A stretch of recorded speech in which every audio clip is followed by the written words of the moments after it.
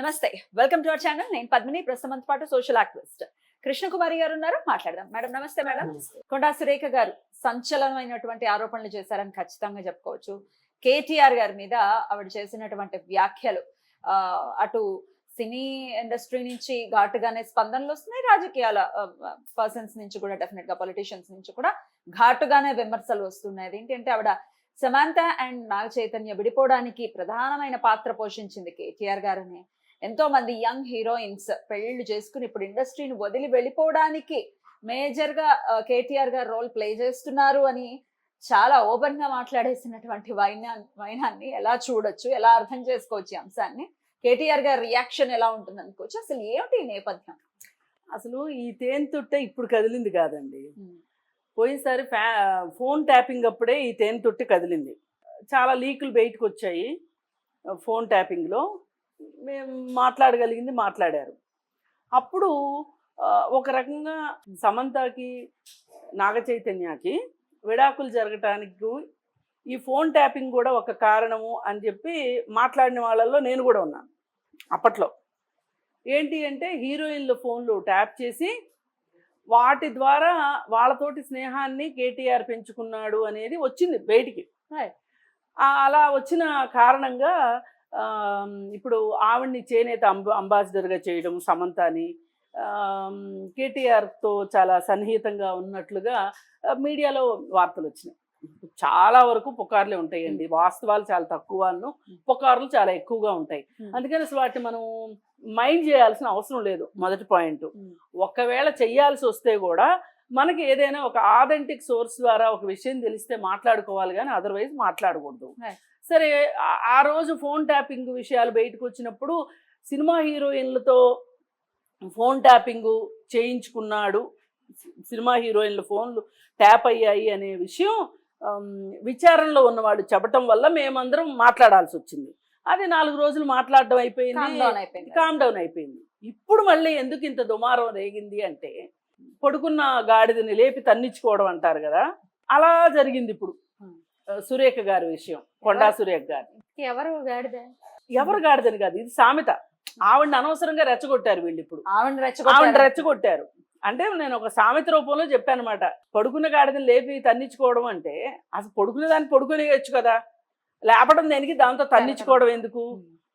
ఆవిడ బాణాన ఆవిడేదో ఆవిడ పనులు, ఆవిడ మంత్రిగా ఆవిడ చేసుకునే పనులు ఆవిడ చేసుకుంటుంది, వెళ్తుంది. ఇప్పుడు టీఆర్ఎస్ వాళ్ళకి ఏంటంటే, ఈ రోజుకి వాళ్ళు ఓడిపోయాము, మనం అధికారంలో లేము అనే దాన్ని ఒప్పుకోవడానికి వాళ్ళు ఇంకా జీర్ణించుకునే పరిస్థితిలో వాళ్ళు లేరు. అంటే వాళ్ళకి మనసా వాచా కర్మణ ఒప్పుకోవట్ల, వాళ్ళు నమ్మట్లా. అందుకని ఏదో ఒకటి ఇలా మాట్లాడుతున్నారు.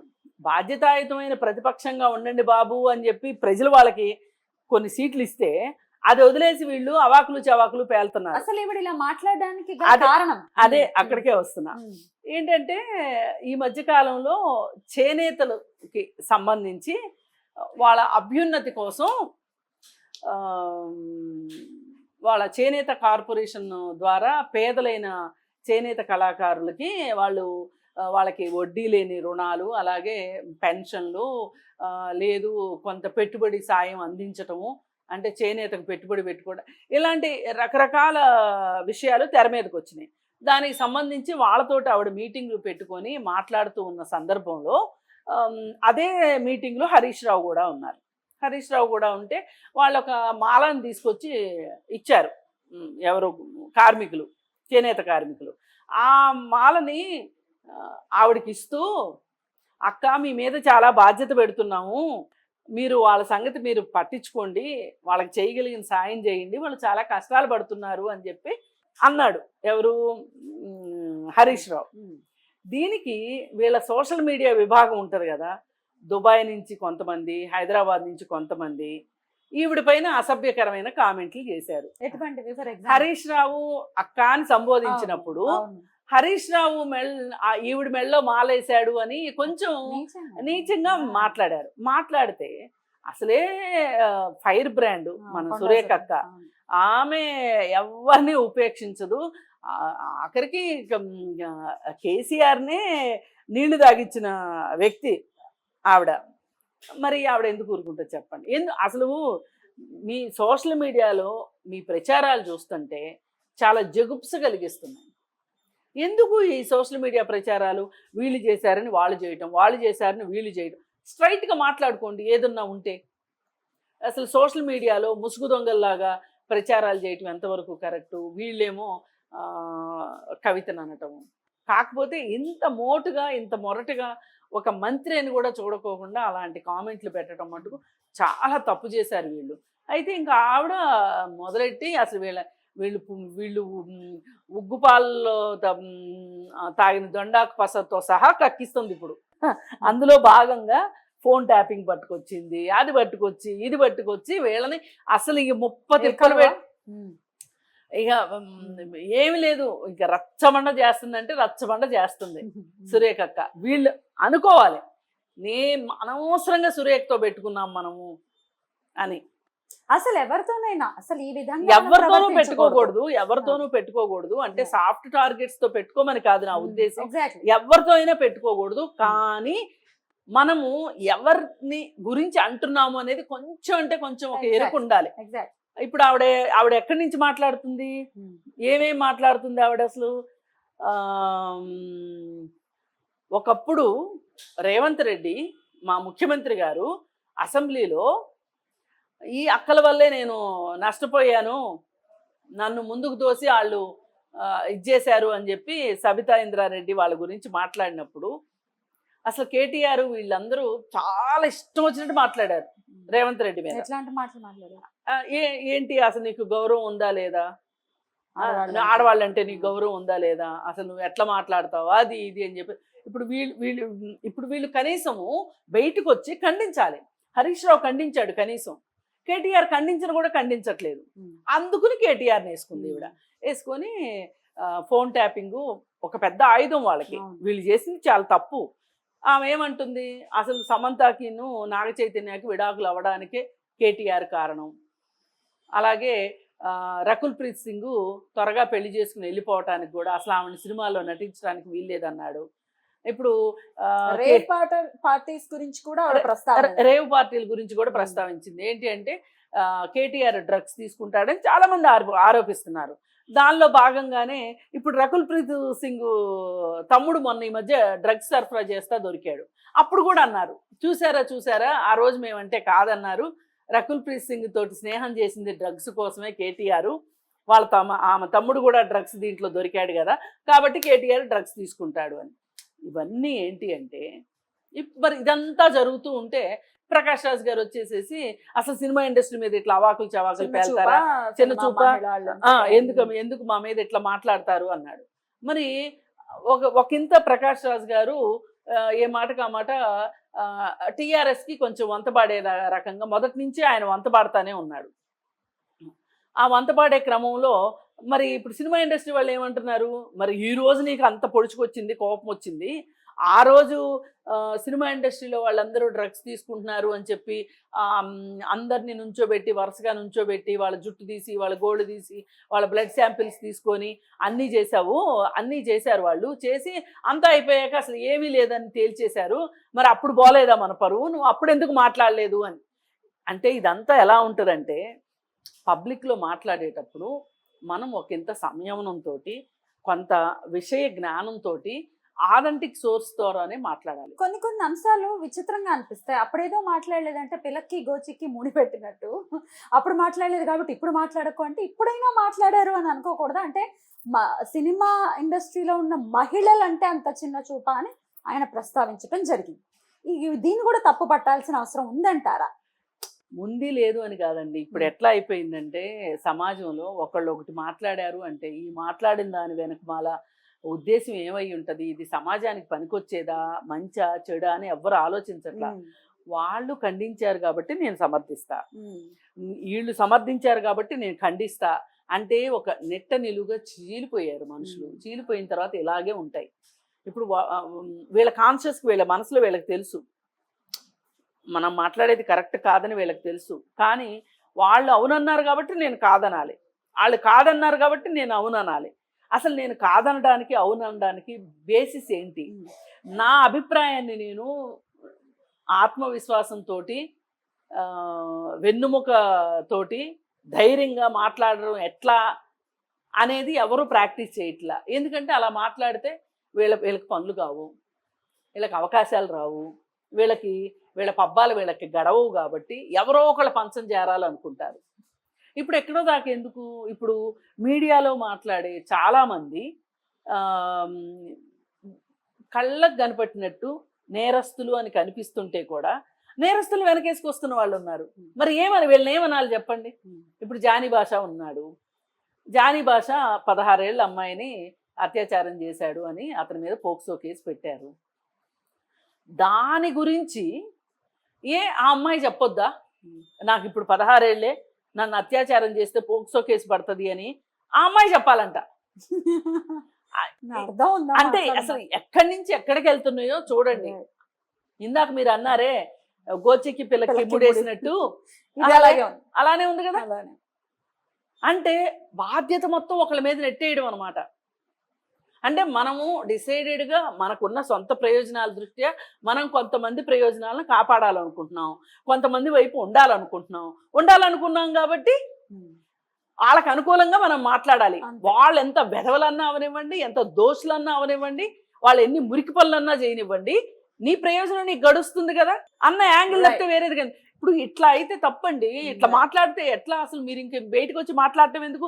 మీరు కూడా ఒక సాఫ్ట్వేర్ ఉద్యోగమో లేక ఒక బ్యాంక్ ఉద్యోగమో అలాంటివి ఏవో చేసుకుంటా బతకండి. మీరు బయటకు వచ్చి మాట్లాడుతున్నారు అంటే మీరు మాట్లాడేదానికి ఒక విలువ ఉండాలి, ఒక కనీసం ఒక ఆలోచన రేకెత్తించేటట్లు ఉండాలి, ఒక న్యాయం వైపు నిలబడాలి, ఒక మంచి మాట మాట్లాడాలి, ఒక నలుగురు ఇన్స్పైర్ అయ్యేటట్లు ఉండాలి.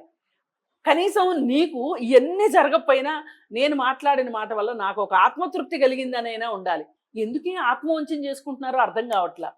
ఈ ఆత్మవంచల పరంపరే ఎనలిస్టులు ఇలాగే ఉన్నారు, టీవీ ఛానల్స్ అలాగే ఉన్నాయి. ఇవాళ చూస్తే జానీ భాష విషయంలో అసలు మొత్తం మీడియా జానీ భాష కరెక్టు, జానీ భాష భార్య కన్నీళ్ళు ఎవరు తుడుస్తారు అని అడుగుతున్నారు. ఎవరు తుడవాలి? అసలు ఆమె కన్నీళ్ళకి కారణమైనాడు తుడవాలి. ఆమె కన్నీళ్ళకి కారణమైంది ఎవరు? ఆమె మొగుడు కారణమైంది. ఆ మొగుడు తుడవాలి. ఈ అమ్మాయికి ఏం పని అండి? ఏం 18 సంవత్సరాలు నిప్పులు పోస్తావా? నువ్వు నీ భార్యని ఏ మతాచారం ప్రకారం అయినా సరే, ఒక మతాచారం ప్రకారం మీరు పెళ్లి చేసుకుంటారు ఎవరైనా, దాన్ని గౌరవించాలా అక్కర్లేదా? నీ భార్య మీద నీకు గౌరవం లేకపోతే, నువ్వు బాధ్యత తప్పితే, ఎవరో ఒక అమ్మాయి వచ్చి నీకంటే చిన్న అమ్మాయి వచ్చి, ఒక 20 ఏళ్ళు చిన్న అమ్మాయి వచ్చి నీకు ఈయన బాధ్యత నేర్పాలంట. ఇది ఎక్కడ మరి ఇలా ఉన్నాయి. ఇప్పుడు ఇలాగే ఉంటున్నాయి. అందుకని వాళ్ళు ఏదో మాట్లాడారు అంటే అసలు ఒకళ్ళని రెచ్చగొట్టేటట్లు, ఒకళ్ళని బాధ పెట్టేటట్లు మీరు చెయ్యొద్దు. పిల్లిని గదిలో పెట్టినా కానీ అది పులి అవుతుంది. పైగా అసలు కొంతమంది జోలికి కొంతమంది బెంగాల్ టైగర్స్ లాంటి మనుషులు ఉంటారు, వాళ్ళ జోలికి వెళ్ళకూడదు. వెళితే కరెక్ట్ విషయం మాట్లాడదలుచుకుంటేనే మాట్లాడాలి. అట్లాంటి వాళ్ళతో వాళ్ళు కూడా కరెక్ట్గా సమాధానం చెప్తారు, అయిపోద్ది అక్కడతోటి. ఎందుకు అసలు సోషల్ మీడియాలో ఆవిడ్ని అబాస్పాలు చేసేటట్లు చేయడం తప్పు కదా? తప్పే, డెఫినెట్లీ తప్పే. అందుకని చెప్పి ఆవిడ ఇలా మాట్లాడుతోంది. ఇలా మాట్లాడినంత మాత్రాన నేను ఆవిడ మాట్లాడిన అన్నీ కూడా నేను సమర్థిస్తానని కానీ లేదు ఏకీభవిస్తానని కానీ కాదు. కానీ ఆమె అలా మాట్లాడడానికి ఆజ్యం పోసిన వాళ్ళు కొంచెం అప్రమత్తతోటి, కొంచెం జాగరూకతతో ఉంటే ఇవాళ ఇంత టాపిక్ వచ్చేది. అలాగే ఇంకొక ఆరోపణ కూడా చేశారు కొండా సురేఖ గారు రీసెంట్ గా. అయితే ఈ ఎన్ కన్వెన్షన్ విషయం ఏదైతే ఉందో హైదరాబాద్ ద్వారా ఇప్పుడు ఆల్రెడీ ఏం జరిగిందో అందరికీ తెలిసింది. అయితే కేసీఆర్ ప్రభుత్వం ఉన్నప్పుడు ఇదే పరిస్థితి వచ్చినప్పుడు నాగార్జున దాన్ని ఆపారని, ఆపడానికి మరి కేటీఆర్ దగ్గరికి ఇది చెప్పడానికి కూడా నాకు కాస్త ఇబ్బందిగా అనిపిస్తోంది. బట్ ఆవిడ చెప్పింది మాత్రమే, ఆవిడ ఏదైతే మీడియాకి చెప్పారో అది మాత్రమే చెప్తున్నాను. ఆ కూల్చివేత ఏదైతే ఆగాలి అంటే కేటీఆర్ సమంతని తన దగ్గరికి పంపించాలి అని అడిగారని, ఆవిడ వెళ్ళకపోవడం చేత నాగార్జున వాళ్ళు డివోర్స్ ఇచ్చేయని చెప్పి డివోర్స్ ఇప్పించేశారని చెప్పి కొండా సురేఖ గారు యాజ్ ఇట్ ఈస్ గా ఇదే ప్రెస్ కి చెప్పడం జరిగింది. ఎట్లా చూడొచ్చు ఈ వ్యాఖ్యల్ని? ఇది కొంచెం బాధాకరమైన వ్యాఖ్యలండి. ఇప్పుడు అంటే ఆవిడ వ్యాఖ్యలు చేయడానికి కూడా ఒక బేస్ ఉంది. అదేంటంటే హైకోర్టు నాగార్జున ఎన్కన్వెన్షన్కి సంబంధించి అక్కడ సర్వే చేసి ఎఫ్టీఎల్ ఏంటి, బఫర్ జోన్ ఏంటి, హద్దులు నిర్ధారించమని చెప్పింది. ఎందుకు కేసీఆర్ పరిపాలనలో ఉన్నంత కాలం, అంటే దాదాపు 10 సంవత్సరాలు వాళ్ళు అధికారంలో ఉన్నారు, ఎందుకు 10 సంవత్సరాల కాలం పట్టింది వాళ్ళకి? అసలు ఎందుకు హద్దులు నిర్ణయించలేదు? ఎఫ్టీఎల్ కోర్టు చెప్పింది కదా, కోర్టు చెప్పింది అయితే వినాలి కదా. ఇప్పుడు ఎఫ్టీఎల్ బఫర్ జోను నిర్ణయించేశారనుకోండి, మార్కింగ్ చేశారనుకోండి, అప్పుడు వీళ్ళు ఆ షెడ్లు వేసేవాళ్ళు కాదుగా, ఒకవేళ వేసినా తీసేసేవాళ్ళుగా, ఇప్పుడు కూలగొట్టాల్సిన అవసరం ఉండేది కాదుగా. ఎందుకు చేయలేదు అనే దానికి హైకోర్టు ఇచ్చినా చేయకుండా ఆపటం వెనకమాల ఏ అదృశ్య శక్తి నాగార్జున కాపాడింది అంటే, అప్పటికే సమంత చేనేతకి బ్రాండ్ అంబాసిడర్గా ఉంది. అయితే మరి నీకు కేటీఆర్ తోటి ఎంతో కొంత పరిచయం ఉంది కదా, బ్రాండ్ అంబాసిడర్గా వాళ్ళిద్దరూ చాలా స్టేజ్ పర్ఫార్మెన్స్లు కూడా ఇచ్చున్నారు. ఎవరు? కేటీఆర్ అను సమంత. అంటే చాలా మందికి అవేర్నెస్ ప్రోగ్రామ్ కింద చేనేతను వాడండి, చేనేతను బతికించండి అనే ఒక క్యాప్షన్ తోటి ఒక ఉద్యమం లాగా కొన్నాళ్ళు ఒక కార్యక్రమం నడిపాడు కేటీఆర్. దానికి ఈమెయితే సమంత అయితే బాగా ఫాలోయింగ్లో ఉన్న హీరోయిన్ అని చెప్పి ఈవిడ్ని పెట్టడం జరిగింది.